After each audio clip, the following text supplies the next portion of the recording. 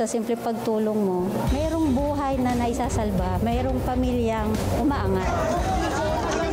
The Senate is now constituted. At ito ang mismong Chinese Coast Guard. Napakinggan ni PBBM. 6 na milyong balotang gagamitin sa A to Z. Kumpleto tayo.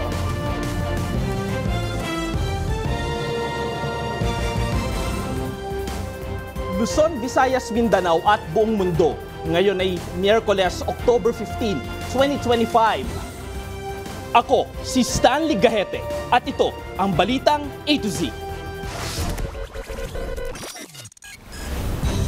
They invoke their right to self-incrimination. Mag-asawang Curly at Sara Diskaya ayaw nang makipagtulungan sa ICI sa investigasyon sa flood control anomalies. Senate President Tito Soto at ilang senador bukas sa pagsasapubliko ng kanilang salin. PBBM hindi apektado sa pagbaba ng trust rating sa latest SWS survey. Rating ni Vice President Sara Duterte sumadsad din. Daang-daang pre-registered SIM cards na kumpiska sa PAOK operation. 2 sospek timbog. Sa Good Vibes, Pasig Mayor Vico Soto na curious kung paano palitan ang font sa Facebook post. Netizens sumagot. At sa Balitang Showbiz, Coco Martin, bibida hindi lang sa isa, kundi sa 2 bagong pelikula.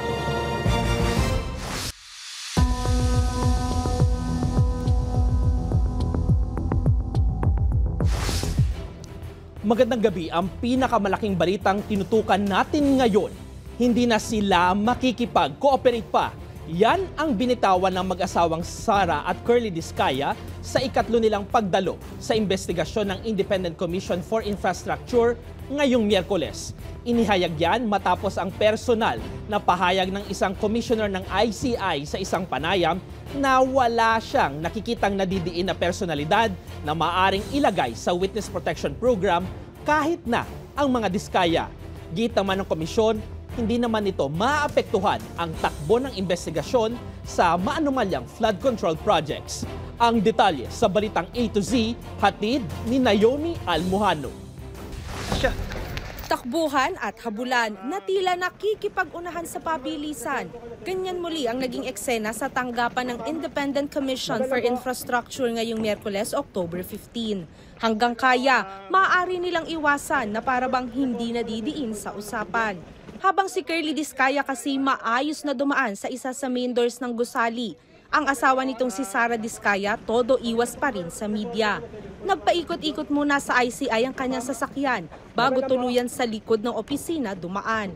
Pero ang media, wala pa rin nakuhang kasagutan. Muling sumalang sa investigasyon ng komisyon ng mag-asawa para kastiguhin sa kanilang kinasasangkutang pangungurakot sa pondo ng flood control projects.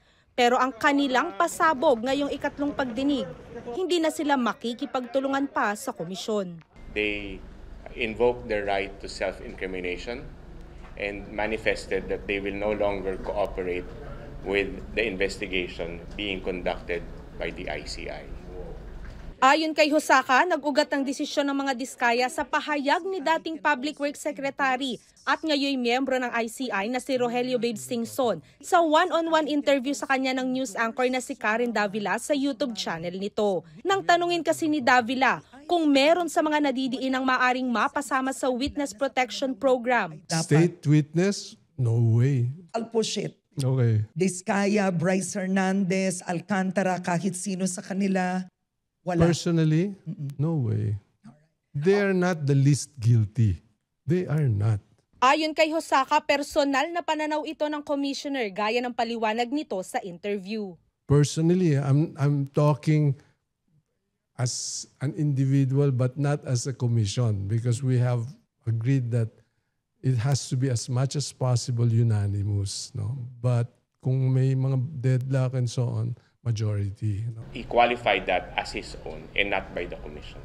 Dahil aniya rito, sinabi ng kampo ng mag-asawa na hindi na sila dadalo pa sa ICI hearings, gayong hindi makukuha ng mga ito ang kanilang layon sa pakikipag-cooperate. They were thinking that when they cooperate before the ICI, they will be getting a favorable recommendation from the Commission as state witness. Ano man ang rason nila kung bakit sila nagko-cooperate, sila yung mayroong rason noon. Pagtitiyak ng komisyon, may kooperasyon man o wala mula sa mga diskaya na isa sa mga umunoy pinakanakinabang sa korupsyon sa infra projects.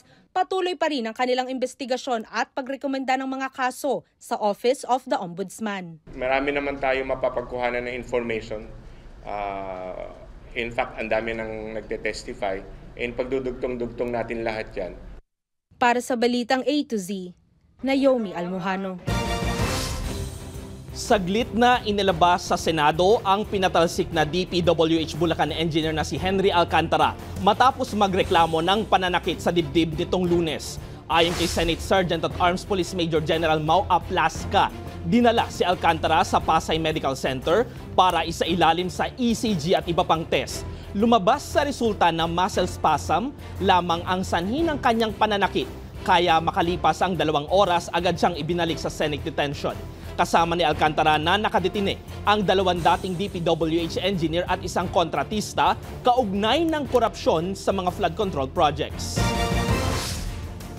Muling tinayak ni Pangulong Ferdinand Marcos Jr. na hindi siya manghihimasok sa isinasagawang investigasyon ng Independent Commission for Infrastructure o ICI kaugnay ng umano'y anomalya sa flood control projects. Giit ng Pangulo, buo ang kanyang tiwala sa integridad at kakayahan ng komisyon para iusad ang mga kaso ng walang panghihimasok mula sa ehekutibo. Bagamat aminado ang Pangulo na gusto siyang idamay ng oposisyon sa issue, iginit niya na politika na iyan at hindi pagtalakay sa issue ng korupsyon.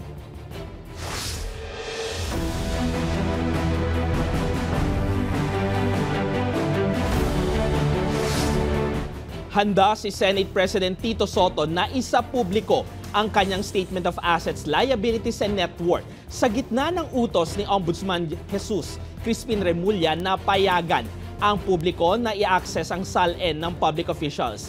Nanawagan naman si Senador Kiko Pangilinan na unahing suriin ang SALN ni ex-Ombudsman Samuel Martires.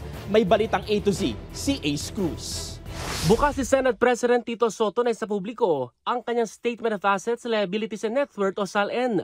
Ayon kay Soto, hindi na bago sa kanya at sa mataas na kapulungan ang pagsasapubliko ng naturang dokumento. Ang SALN ay deklarasyon ng bawat kawani ng gobyerno sa anumang pag-aari, pinansyal na kakayanan at iba pa na may kinalaman sa kanilang kinikita. Gayunman, sa panig ni Soto, redacted o hindi ilalantad ang address ng mga ari-arian ng mga senador sa kanilang SALN.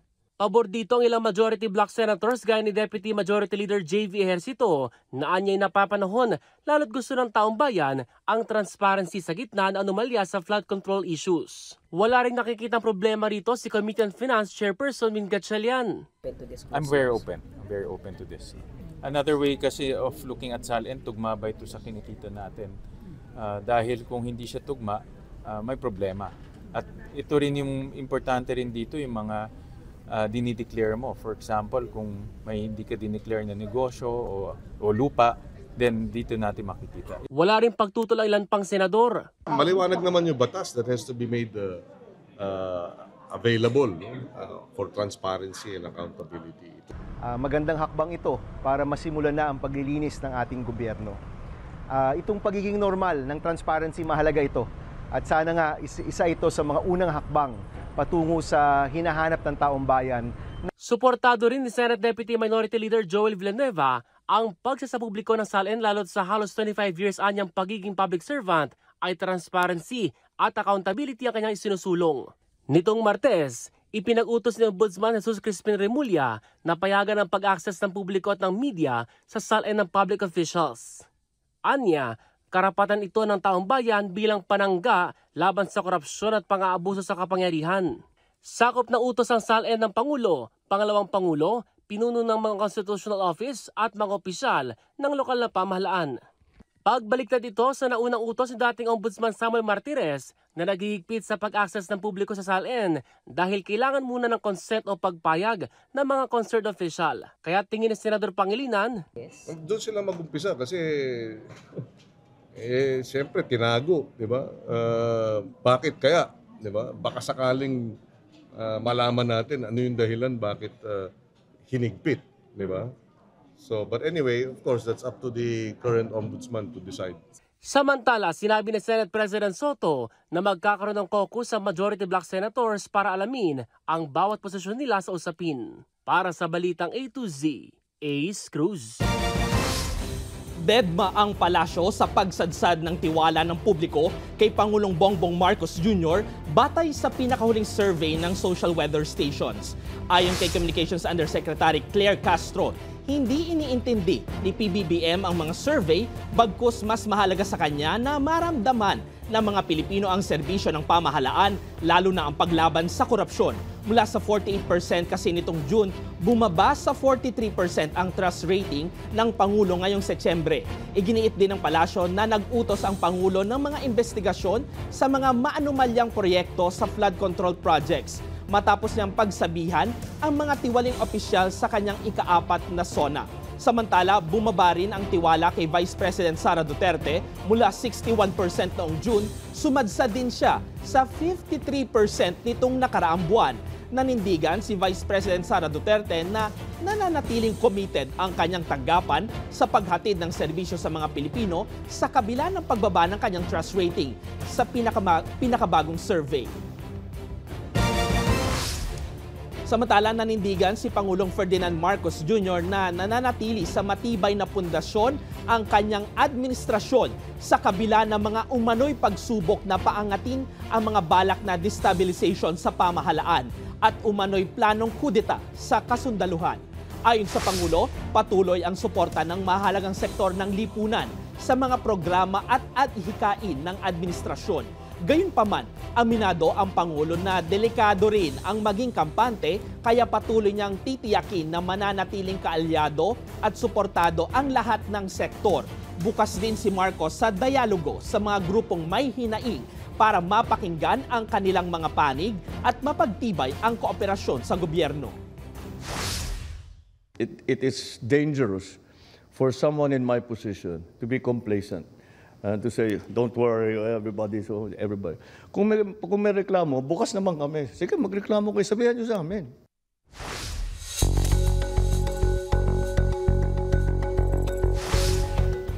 Binatikos ni Akbayan Party List Representative Jose Manuel Shell Diokno ang paglalagay ng mga foreign assisted projects sa unprogrammed appropriation sa 2026. Ayon kay Diokno, hindi dapat isama ang mga proyekto na negotiated na sa mga foreign partner dahil dapat na isama na ito sa regular budget.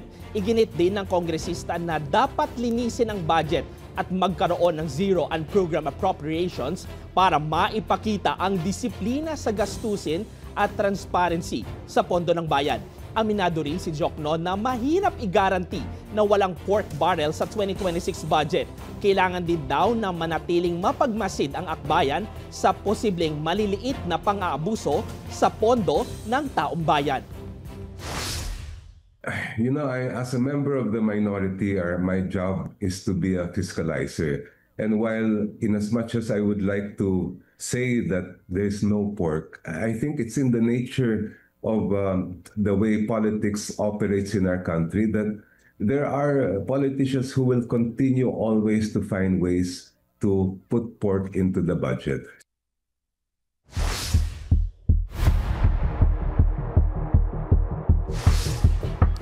Mga ka-A to Z, asahan na po ang maulap na papawirin na may panakanakang pag-ulan at pagkidlat dahil sa easterlies. Mararanasan ito sa Metro Manila, Visayas, Calabarzon, Mimaropa, Bicol Region, Nueva Ecija, Aurora, Bulacan hanggang Mindanao. Babala naman ng Pag-asa, posibleng flash floods at landslides ang maaaring maranasan kaya ingat po. Habang asahan naman ang bahagyang maulap hanggang maulap na kalangitan sa Batanes, Cagayan, Apayao at Ilocos Norte. na may panakanakang pag-ambon dulot ng northeasterly wind flow. Samantala, patuloy na minomonitor ng PAG-ASA ang isang low-pressure area sa labas ng Philippine Area of Responsibility na posibleng maging bagyo sa mga susunod na araw. May layo itong 1,765 kilometers, hilagang silangan ng Mindanao, papangalanan itong Ramil sakaling mabuong bagyo. Posibleng lumapit ito sa hilagang Luzon at magdala ng malalakas na ulan sa malawak na bahagi ng Luzon pagdating ng weekend. Gayunpaman, posible namang magbago pa rin ang direksyon ng LPA.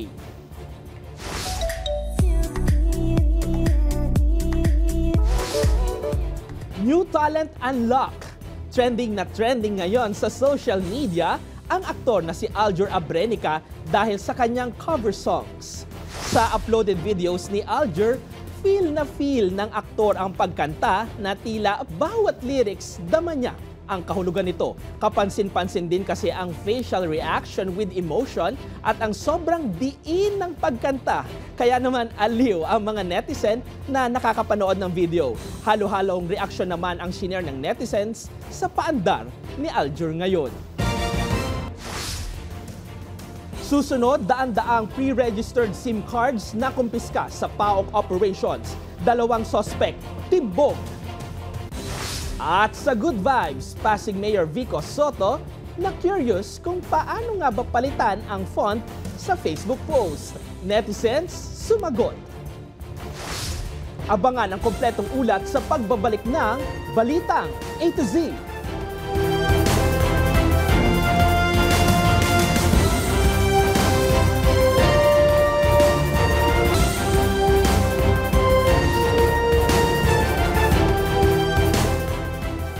Natagpo ang patay ang isang 11 talampakan na oarfish sa baybayin ng Barangay Dalahican sa San Jose, Rojas, Oriental Mindoro, Martes ng hapon. Ayon sa Municipal Agriculture Office, nakita ang oarfish ng isang mangingisda na papalapit sa dalampasigan bago ito namatay. Ito ang unang paglitaw ng oarfish sa nasabing barangay. Muli namang nabuhay ang mga paniniwala na masama itong pangitain. Nakadala sa senyales ng lindol o tsunami. Pero nilinaw ng mga eksperto na walang ebidensya na nag-uugnay sa paglitaw ng oarfish at lindol. Ayon naman sa BFAR, maaaring umahon ng mga oarfish dahil sa sakit, injury o pagbabago ng kondisyon sa dagat gaya ng temperatura at mga alon. Habang tiniyak ng PHIVOLCS na walang koneksyon ang oarfish sa mga nare-record na lindol sa bansa at normal lamang itong mga paggalaw dahil sa tectonic at volcanic activities.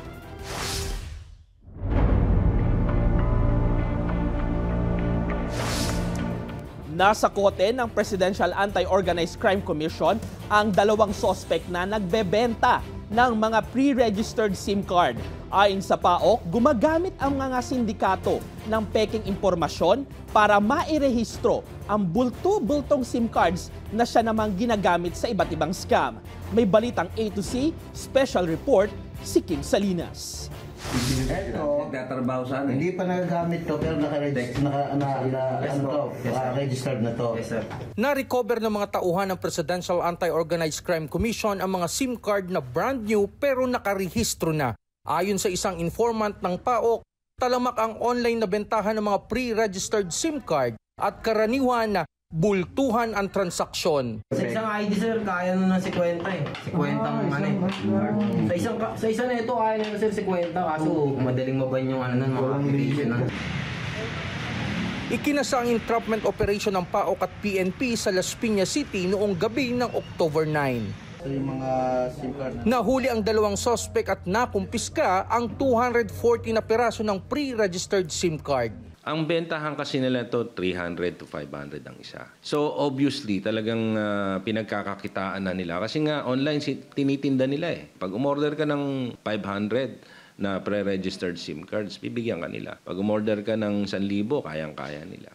Ayon sa PAOK, ang mga bumibili ng pre-registered SIM card ay karaniwang sangkot sa mga online scam, pananakot sa mga biktima ng online lending at kidnap or ransom activities. Patuloy ang investigasyon ng ahensya kung paano nakakakuha ng supply ng SIM card mula sa iba't ibang telecommunications company. Ayon sa PAOK, gumagamit ng peking impormasyon ang mga sindikato upang mairehistro ang SIM cards. Nirehistro namin using fake names, fake addresses, fake information. Gumamit kami ng AI. The same thing, fake names, fake address, fake data sa loob, at fake picture using AI. So the same thing pumasok pa din. Ginamit ang AI-generated image para makagawa ng peking ID na siya namang ginamit sa SIM registration. Yung test na ginawa namin ito, makatulong ito dun sa mga telcos natin na maging secure pa nilang mabuti o gumawa pa sila ng mga security features para talagang maproteksyonan natin yung pre-registration natin, ng mga SIM cards. Iminumungkahi ngayon ng PAOK ang pagpapaigting sa SIM card registration law upang hindi mapagsamantalahan ng mga sindikato. Para sa Balitang A to Z, Kim Salinas.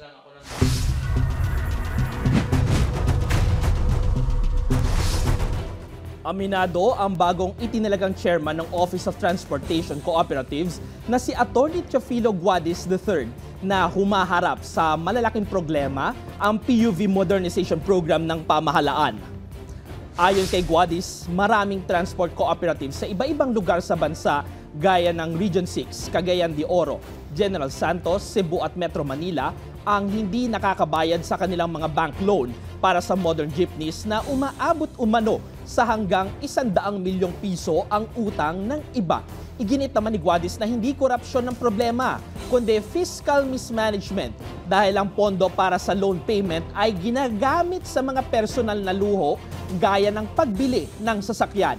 Dahil dito, nawawalan na raw ng tiwala ang mga bangko tulad ng Land Bank at Development Bank of the Philippines na pautangin pa ang mga kooperatiba.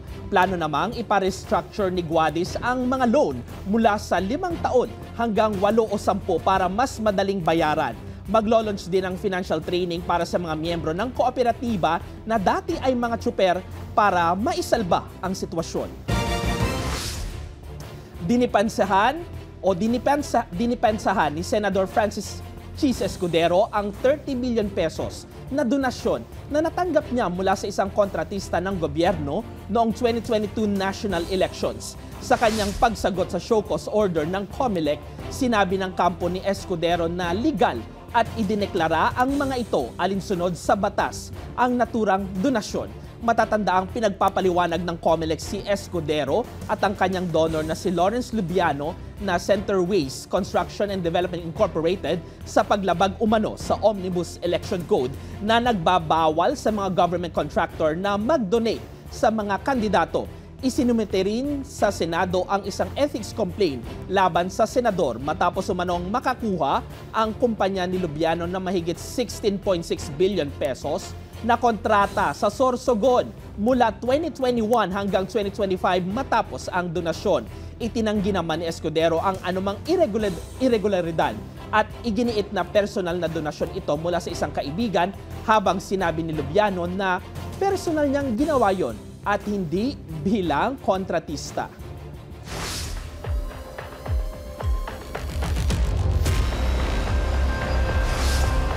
Kung noon, baw na baw sa resulta ng survey kapag maganda at pinupuri, ngayon, tila binabalewala ni Vice President Sara Duterte ang bagong SWS survey result na nagsasabing karamihan sa mga Pilipino ay gustong panagutin ang kanyang ama na si dating Pangulong Rodrigo Duterte hinggil sa mga kaso ng pagpatay sa war on drugs noong kanyang administrasyon.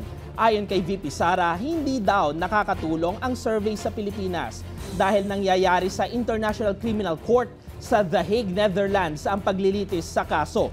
Tumanggi rin siyang magbigay ng komento sa pagtanggi ng ICC sa hiling ng kanyang ama na interim release o makalaya pansamantala habang nililitis ang kaso. Assuming na truthful and faithful yung data doon sa survey, it is not useful dito sa ating bansa dahil hindi naman dito sa bansa natin nangyayari yung kaso.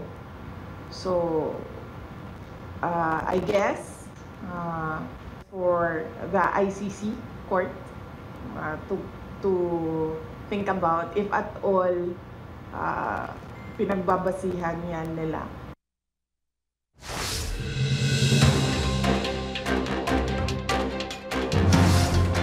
Ipinahayag ni Pangulong Ferdinand Marcos Jr. na ila-livestream ang paparating na bicameral conference committee deliberations para sa 2026 national budget. Ayon sa Pangulo, layunin ng transparency move na iwasan ang mga huling oras na insertions at mga small committee deals na madalas umanong nagdudulot ng kontrobersiya at korupsyon.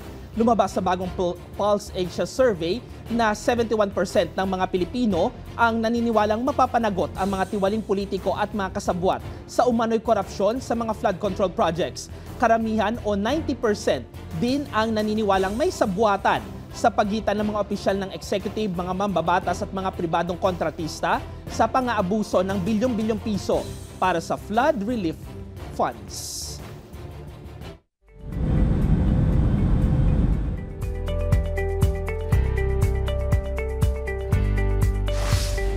Lubog sa tubig ang malawak na bahagi ng Thay Nguyen Province sa Vietnam matapos ang malakas na ulan at pagbaha dulot ng bagyong Matmo. Umabot sa halos 2 metro ang taas ng tubig habang tinamaan din ng matinding pagbaha ang mga lalawigan ng Cao Bang, Bac Ninh at Lang Son. Sa tala, mahigit 8 katao na ang nasawi at libo-libong residente ang lumisan na sa kani-kanilang mga tirahan. Nagsasagawa na rin ng rescue ang mga otoridad sa labas at loob ng Hanoi. Nagbabala naman ang mga opisyal na maaaring magtagal ng hanggang 4 na araw bago tuluyang humupa ang tubig baha. Patuloy ang investigasyon ng mga otoridad sa Hong Kong sa pagkawala ng 2 overseas Filipino workers na sina Aimee Pabuaya, 24 years old, at Aleli Tibay, 33 years old. Ayon kay Department of Migrant Workers Secretary Hans Leo Kakdak, may mga bagong leads mula sa mga pamilya ng mga nawawala batay sa huling pakikipag-usap ng mga ito sa kanilang mga mahal sa buhay. Batay sa impormasyon ng Hong Kong authorities, walang record ng paglabas ng bansa ang dalawa, kaya naniniwalang nasa Hong Kong pa rin ang mga ito. Tiniyak naman ng ahensya na nakasubaybay sila sa kaso at patuloy na magbibigay ng tulong ang OWA sa mga pamilya ng nawawalang OFWs. May mga spekulasyon and yon hindi medyo maselang bahagi yung mga spekulasyon, hindi ko muna babanggitin yon. But per the Hong Kong authorities, they are still in Hong Kong, walang record sa immigration of a departure. So we are relying, of course, with the leadership of our Consul General in Hong Kong, the DFA, and Hong Kong authorities.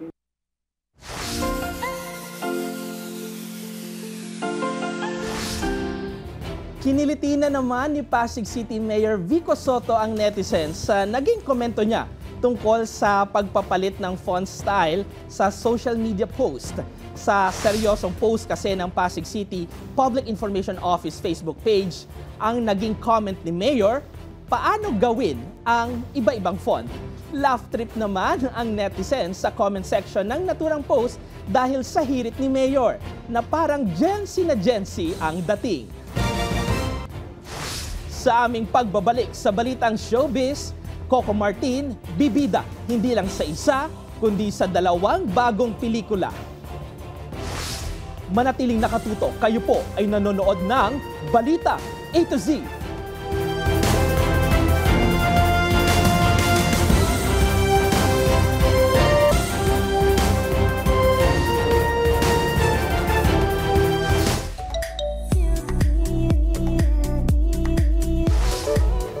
The Primetime King sa big screen. Magsasanib puwersa ang 3 maituturing ng icon sa Philippine movie industry para sa ilang pasabog na proyekto sa 2026 at 2027 na pagbibidahan ni FPJ's Batang Quiapo star Coco Martin. Ang big reveal ng tinaguriang Dream Team sa balitang A to Z Showbiz ni Lane Garcia. A powerhouse collaboration is in the works. Acclaimed director Eric Mati, visionary producer Dondon Monteverde, and multi-award actor Coco Martin magsasani pwersa para sa not just one but 2 pelikula para sa taong 2026 at 2027. Ang big reveal na yan, confirmed mismo ng MMM sa media conference nitong Martes, October 14 sa isang hotel sa Pasig. Yan ang pelikulang On the Job Maghari. At may pag-asa, The Battles of Andres Bonifacio. Sa media launch, kitang-kita ang excitement sa mga ngiti ng aktor para sa bagong pelikula. Napaamin din na dream come true ni Coco na makatrabaho ang tandem nila Direk Eric at Dondon Monteverde. At sinabi ko sa sarili ko, itong 2 pelikula yun na pinangarap ko at patagal kong hinintay, pamarkahan ko to. Kasi sabi ko matatrabahuin ko to, pagpupursigyan ko to, at ibubuhos ko lahat ang lakas ko at oras ko para dito. Kasi alam ko na hindi basta-basta darating sa iyo mga ganitong pagkakataon ng proyekto. At sa totoo lang, ang tagal kong hinintay ko. Ayon pa kay Coco, swak na swak nga raw sa kanya ang Bonifacio character na isa sa nilulutong quality project, kaya naman kung aalokin siya bilang isang hero na may posisyong politikal. Sabi ko parang hindi ko yata kaya yung mga yun. Kasi hindi ako articulating. Una hindi ako paulit-ulit ko sabi. Hindi ako marunong mag-English. Hindi ako marunong mag-Espanyol. Kumbaga hilaw. Alam ko na kakayanan ko eh. Sabi ko, alam niyo pinakakaya ko dyan, Bonifacio. Bukod dyan, ibinahagi rin ng aktor ang dahilan sa pagtanggi sa proyektong may adaptation ng mga banyaga gaya ng Korean novela. Nangihinayang kasi ako sa talento ng Pilipino. Napakarami nating kwento.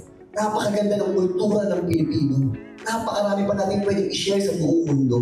Kaya sabi ko, kung gagawa ko ng proyekto, gusto kong gawang aking original. Ang On the Job Maghari ang prequel ng unang 2 OTJ movies, kung saan itatampok naman ang buhay ni Tatang o Mario Maghari na ginampanan ni Joel Torres sa original OTJ.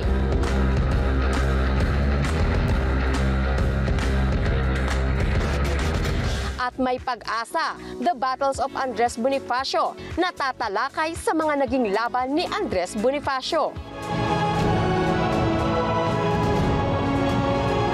Para sa balitang A to Z Showbiz, Lane Garcia. Kung kayo ay may kwentong kakaiba, mga kwento ng pag-ibig o storya ng inspirasyon at pag-asa, maaari nyo itong ibahagi. Sumali sa ating Facebook group na Balitang A to Z.